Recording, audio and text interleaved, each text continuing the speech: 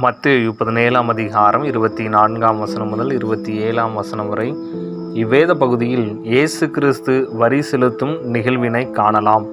இயேசு கிறிஸ்து வாழ்ந்த நாட்களில் மக்களிடையே 2 விதமான வரிகள் வசூலிக்கப்பட்டு வந்தது. ஒன்று தேவாலய பராமரிப்புக்காக கொடுக்க வேண்டிய வரி, மற்றொன்று ரோம அரசுக்கு மக்கள் செலுத்தக்கூடிய வரி. இதனை மத்தேயு 22 அதிகாரம் 17 முதல் 21 வரை அடங்கியிருக்கிற வேத பகுதியில் காணலாம். மத்தேயு 17 அதிகாரம் 24 முதல் 27 வரை உள்ள வேத பகுதியில் இயேசு கிறிஸ்து செலுத்திய வரி தேவாலய பராமரிப்புக்கென்று செலுத்தும் வரியாகும்.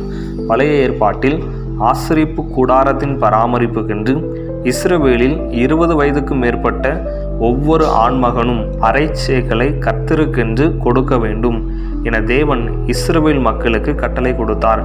இதனை யாத்திராகமம் 30 அதிகாரம் 11 முதல் 16 வரையிலும் நாம் காணலாம். இதனை இயேசு கிறிஸ்து பூமியில் வாழ்ந்த நாட்களிலும் தொடர்ந்து கடைபிடித்தனர். பஸ்காவிற்கு எருசலேமுக்கு செல்பவர்கள் அதனை நேரில் செலுத்தினர். ஆனால் அது பாலஸ்தீனத்திலும் புலம்பெயர்ந்த நாடுகளிலும் உள்ள யூத மக்களிடமிருந்து பஸ்காவுக்கு முந்தைய மாதத்தில் உள்ளூரில் சேகரிக்கப்பட்டது.